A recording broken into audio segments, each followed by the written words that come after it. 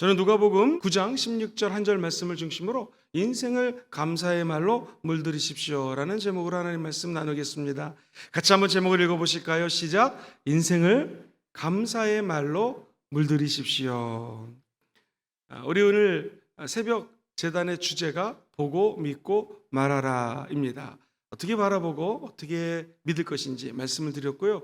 오늘은 우리 인생에 어떻게 감사의 말을 드려야 될지, 아니 우리 인생이 감사의 말로 물들이려면 무엇을 알아야 될지 세 가지를 나누도록 하겠습니다.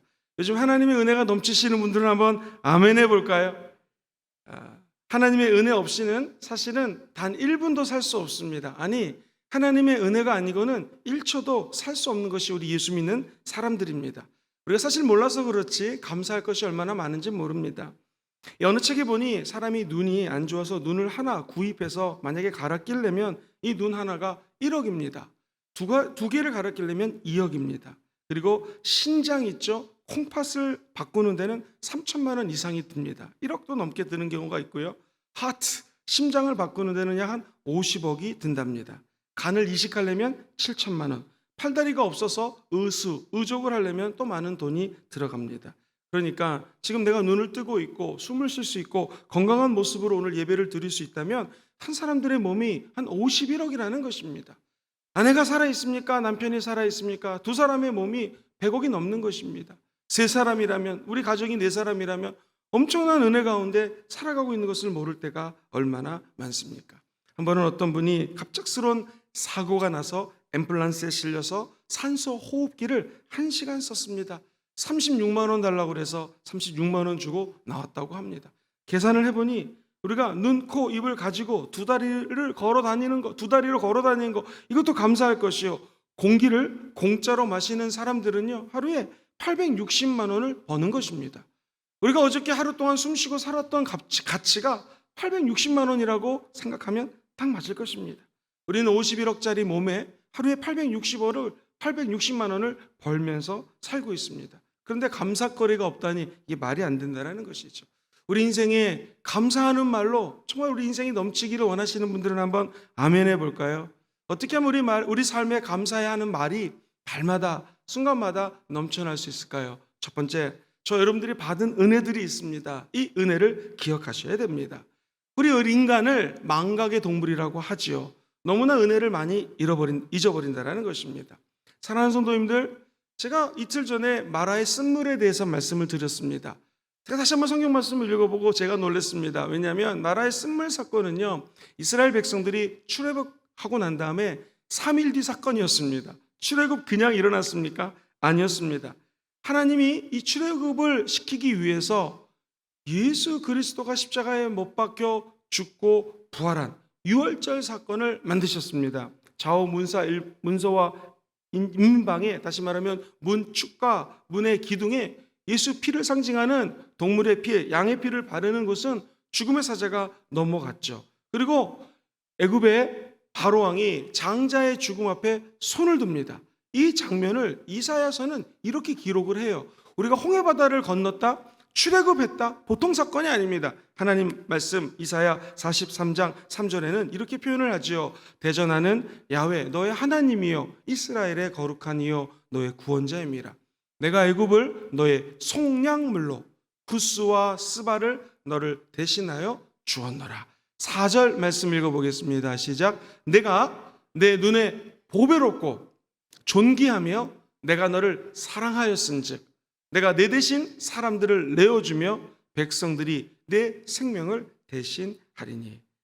너를 구원한 자는 속량물로 구스, 이집트거든요. 스바 사람들을 너를 대신하여 저 홍해바다에 빠져 죽게 했다. 왜냐하면 네가 내 눈에는 너무나 보배롭고 존귀하기 때문에 내가 너를 너무너무나 사랑하기 때문에 너를 구원해 줬다라는 거예요. 할렐루야. 이 얼마나 감사하고 감격스러운 것입니까? 이런 은혜를 받았는데도 이스라엘 백성 보세요. 3일 뒤 마라라는 곳에 쓴물을 딱 들여 마시니까 이야 이거 내가 괜히 나왔구나. 저 애굽에 있을 때는 그래도 마실 물이 있었고 나일강이 코앞에 있었는데 벌써 하나님의 은혜를 잊어버린 것입니다. 사랑하는 성도님들, 애굽에서 노예로 있을 때는요 사람 대접 못 받았습니다. 소, 돼지처럼 일만 했습니다. 이렇게 노예로 살았던 사람들이 하나님의 은혜로 자유케 된 것이거든요. 그런데 하나님의 놀라운 은혜를 사람들은 곧 망각한다는 거예요. 그래서 신명기 15장 15절을 예의주시해서 한번 읽어볼 필요가 있습니다. 같이 천천히 읽어보죠. 시작. 너는 애굽 땅에서 종이 되었던 것과 너의 하나님 야훼께서 너를 속량하였음을 어떻게 해요? 기억하라. 두 가지 기억하라는 거예요. 너 애굽 땅에서 종살이 했지. 예수 믿기 전에 세상에서 방황할 때 마귀 밑에 있었다라는 거예요. 그래 너의 하나님이 너를 사랑해서 속량했다는 것은 죄를 사해 주신 것을 기억하라는 거예요. 이것으로 말미암아 내가 오늘 이같이 너에게 명령한다. 예수 믿고 구원받았다라고 하는 이 은혜에 감격하고 감사하게 되면 우리 마음속에 있었던 모든 저주와 죄악의 불길이 사그러든다라는 거예요. 사랑하는 성도님들, 이 마지막 때에는요 감사가 줄어듭니다. 우리가 이 마지막 때를 살아갈 수 있는 유일한 방법은 뭐냐면 사탄의 종에서 하나님의 종이 된, 사탄의 자식에서 하나님의 자녀가 된 이 구원 사건을 잊으시면 안 됩니다. 천국 가는 날까지 암흑 속에서 살던 우리를 빛 가운데로 인도해 주신 하나님께 감사하시기를 주의 이름으로 축원드립니다. 그러면 우리 입에서 감사의 말로 우리 인생을 물들이는 기적이 일어나게 될 것입니다. 가장 귀한 감사 기도 제목은 나를 예수 믿고 구원받게 해주신 하나님의 은혜입니다. 하나님의 자녀로 삼아주신 예수 십자가의 공로입니다. 이 감사를 늘 기억하는 저와 여러분 되시기를 주의 이름으로 축원드립니다. 두 번째로, 이렇게 감사하며 인생을 사는데도 불구하고 내가 잘못한 것이 하나도 없는데 때로는 고통에 빠질 수 있습니다. 고통에는 하나님의 뜻이 있음을 믿어야 합니다. 같이 한번 읽어보겠습니다. 시작. 고통에 하나님의 뜻이 있음을 믿어야 합니다. 이게 바로 로마서 8장 28절 신앙입니다. 우리가 아는 것이 있는데 하나님을 사랑하시는 분들은 한번 아멘 해볼까요? 우리 하나님 사랑합니다. 그래서 이 새벽에 아버지께 나오지 않았습니까? 두 번째, 하나님의 뜻대로 부르심을 입어서 오늘 이 자리에 모인 거 믿으시면 한번 아멘 해볼까요? 그럼 저와 여러분들에게는 이제 모든 것이 합력하여 선을 이룹니다. 모든 것들이 다 일이 앞으로 하나님의 은혜의 세계에 살아갈 것을 믿으라는 것입니다. 세계적으로 한센병의 권위자 하면은 폴 브랜드 박사를 꼽습니다. 왜냐하면 저 박사님은 인도에서 20년 동안 한센병 환자를 치료하셨고 미국에서 30년 한센병 전문의로 치료하셨습니다. 50년을 한센병 환자하고 같이 살았던 박사님이십니다. 영국에 일이 있어서 미국에서 영국에 가서 아주 많은 지역을 기차를 타고 다니면서 한센병 환자를 치료하셨습니다. 너무나 많은 시간 서 있고 기차 여행을 하고 호텔에 들어가서 잠을 자려고 하는데 신발을 벗는 순간에 자기 발 뒤꿈치에 감각이 없는 거예요. 순간적으로 평생을 한센병 전문가로 살았기 때문에 기계적으로 이 사람이 일어났습니다. 뭘 찾았을까요? 옷핀 같은 걸 찾았어요. 왜 찾았을까요? 자기 그 무감각한 발을 찔렀는데 뾰족한 것으로 찔러서 피가 나는데 아프지가 않아요. 더 깊이 찔렀는데 안 아픈 거예요. 아이고, 나도 한센병에 감염되었구나 라는 생각이 드는 순간에 마음이 무너지더래요. 사랑하는 아내, 사랑하는 자녀들과 이제 함께 살 수 없고 한센병 환자들은 아는 것처럼 다른 곳에 집단으로 거주를 해서 간염을 막고 집단 거주하지 않습니까? 이제 내가 저 사람들하고 떨어져서 격리하는 인생을 살겠구나 라고 생각이 드니 마음이 너무나 답답했습니다. 밤에 잠이 오지 않더래요. 야, 내가 이제 한센병 환자가 됐구나. 마음이 막 슬퍼서 잠을 자고 조금 자고 일어났습니다. 그래서 또 낙심한 마음으로 바늘을 찾아서 찔렀는데 이게 웬일입니까? 너무 아프더래요. 이야, 하나님 감사합니다. 아파서 감사합니다. 아파도 감사합니다. 아니, 아프게 해주셔서 감사합니다.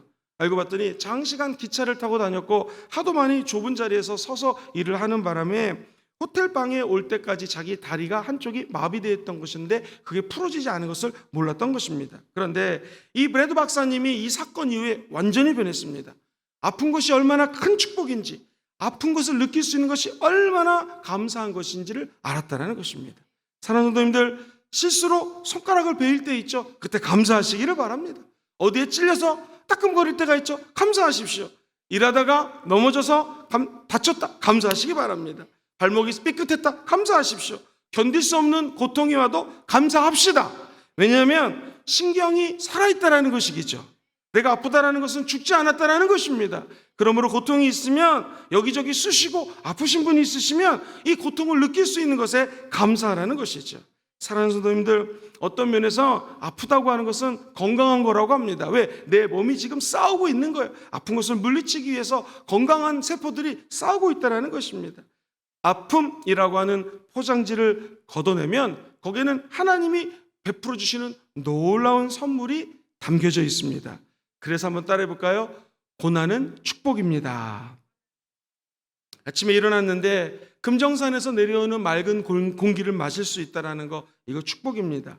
아침 식사를 할 거리가 있고 오늘 점심 저녁을 먹을 수 있다면 이거 큰 축복입니다. 사랑하는 남편, 아내, 자녀들과 함께 한 테이블에 앉을 수 있다면 이것처럼 큰 은혜가 어디 있겠습니까? 남편이 땀을 흘려서 작은 월급이지만 가지고 왔다, 이거 작은 거지만 하나님께 감사해 보십시오.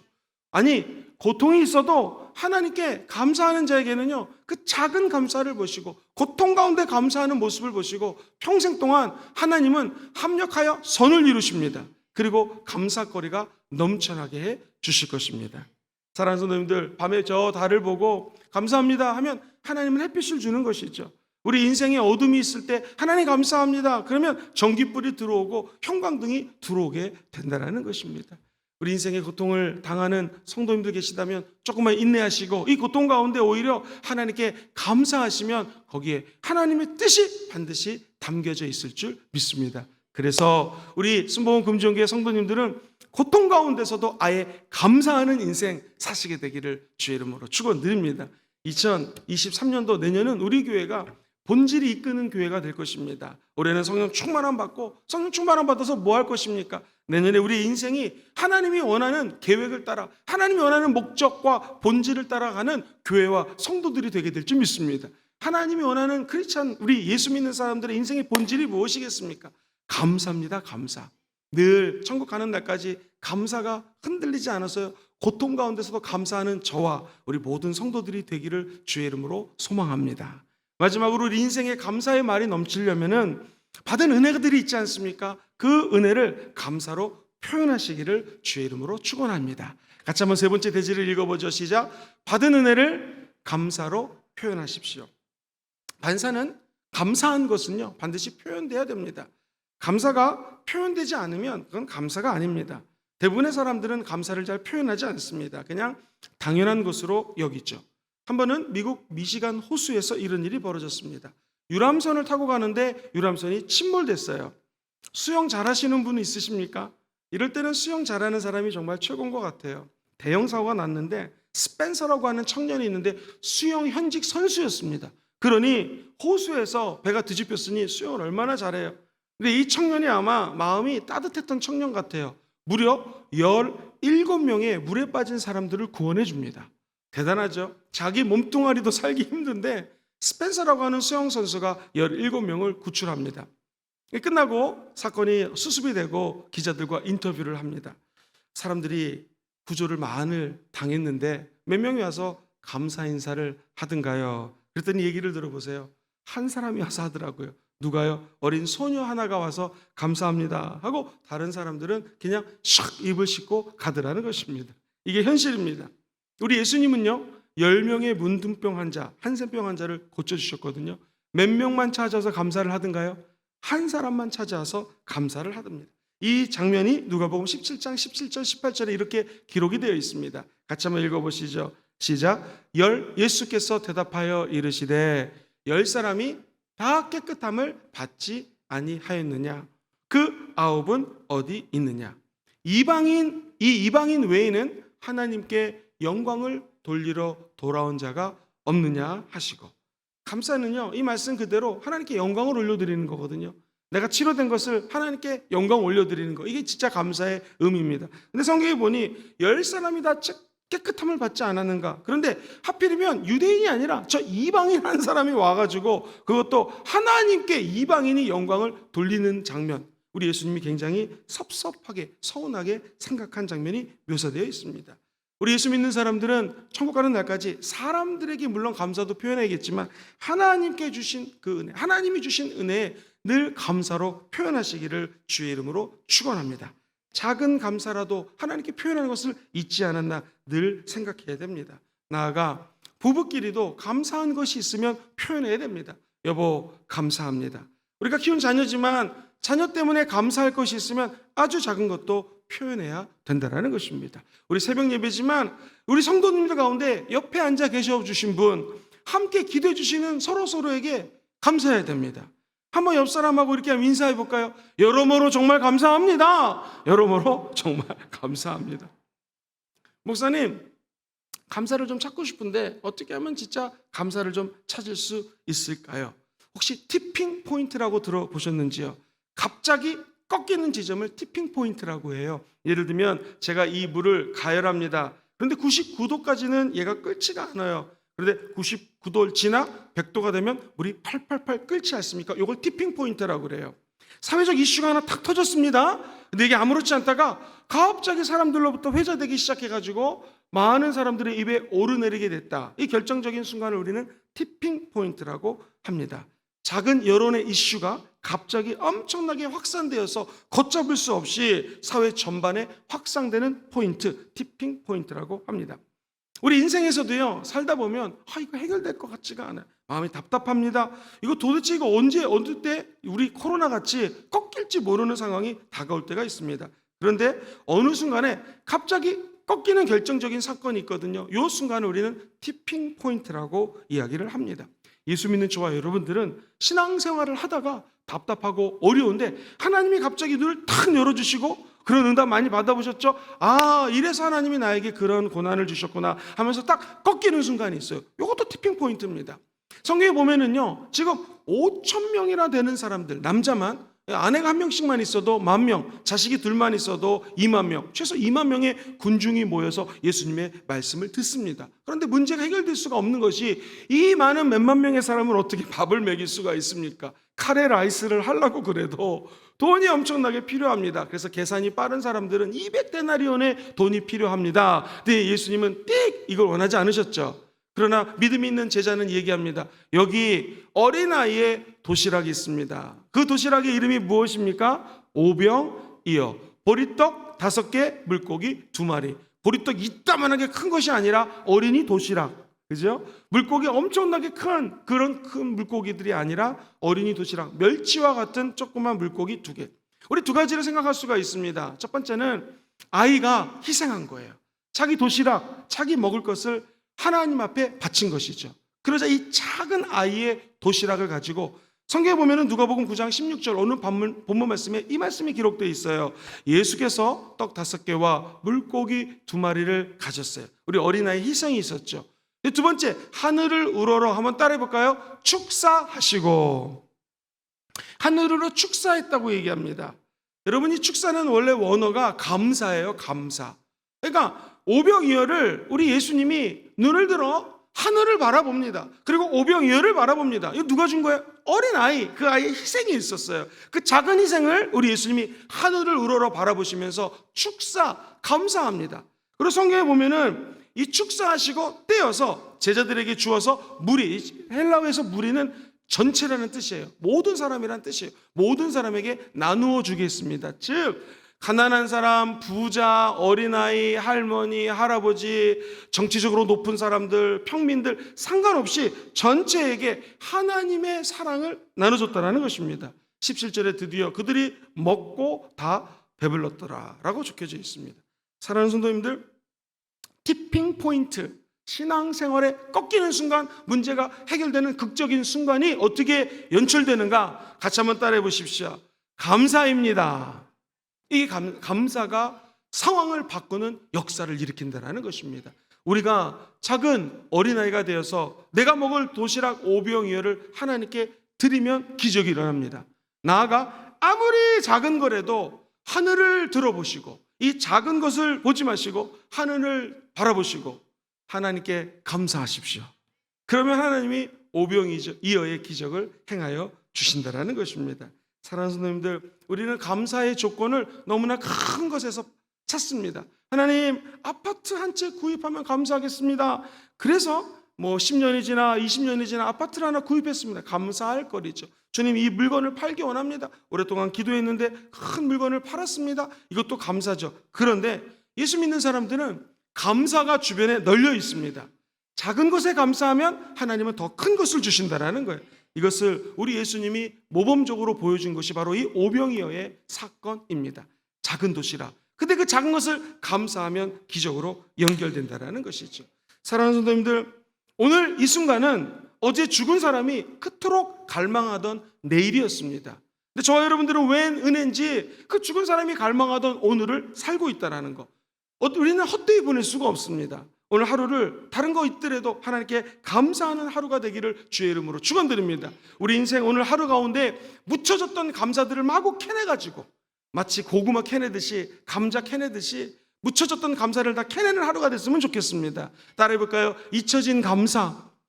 과거를 돌아보면 우리에게 행했던 수없이 많은 감사거리들 있지 않았습니까? 그 감사들을 하나하나 찾아내는 아침 됐으면 좋겠습니다. 한번 따라해볼까요? 작은 것에 감사. 작은 것들이 얼마나 감사할 것이 많은데 잊고 살은 게 있다면 오늘 감사를 드리는 여러분 되기를 주의 이름으로 축원드립니다. 그러므로 받은 은혜가 있다면 하나님께 감사로 표현하는 것, 사람에게 받은 은혜가 있다면 그분에게 감사를 표현하는 것 정말 소중합니다. 제가 하나님께 잊지 않는 감사 사건이 하나 있었습니다. 학교에서 그 학생들을 가르치는 선생님이나 이 교수들은 스승의 날을 참 의미 있다고 생각을 하는 것 같아요. 우리 제자 중에 하나가 원래는 좋은 선물을 준비하려고 했는데 여자 전도사님이 무슨 돈이 있겠습니까? 아주 작은 선물을 줬습니다. 그리고 거기에 이렇게 적었습니다. 교수님, 가르쳐 주시는 수업에 많은 은혜와 도전을 받고 있습니다. 제가 나중에 잘 되면 한턱 쏠게요. 그러면서 아주 작은 선물을 정성껏 손편지를 줬습니다. 굉장히 지금도 기억에 남습니다. 사람은 큰 선물, 큰 것을 원하는 것이 아니라 아주 작은 감사에 마음이 쓰이고 그 감사를 잊지 못하는 것 같습니다. 사랑하는 성도님들, 우리 하나님의 마음도 아마 마찬가지일 것입니다. 오늘 감사한 것이 많았는데 잊혀진 거 있다면 우리 안에서 회복되기를 주의 이름으로 축원드리고요. 또한 우리도 하나님과 사람에게 큰 거 줄 수 없지만 아주 작은 커피 한 잔, 작은 사랑, 그것이 어렵다면 카카오톡이나 SNS로 내가 당신에게 이러이러한 감사한 일이 있었습니다. 정말 감사합니다. 라고 감사를 표현하는 하루가 되시면 우리 인생에서 감사를 나눠주는 것만큼 더 큰 감사가 우리 마음속에 쌓이게 될 줄 믿습니다. 그 감사가 회복되시고 천국 갈 때 내 인생은 적어도 감사로 물든 인생을 살아노라 라고 저와 여러분들이 고백하는 모든 순복음 금지교회 성도들 되시기를 주의 이름으로 축원드립니다. F코드로 좀 반주를 해주시고요. 오늘 포인트 3가지를 같이 한번 읽고 하나님께 찬양하고 기도하겠습니다. 첫 번째, 우리 인생의 감사로 감사하는 말로 물들이기 원하시는 분들은 한번 아멘 해보시죠. 첫 번째 읽어봅시다. 시작. 받은 은혜를 기억하십시오. 두 번째, 시작. 고통에 하나님의 뜻이 있음을 어떻게 해요? 믿어야 되십니다. 믿어야 됩니다. 이거 믿으셔야 돼요. 마지막 세 번째, 시작. 받은 은혜를 감사로 표현하십시오. 우리 인생에 놀라운 감사와 기적이 일어나게 될 줄 믿습니다.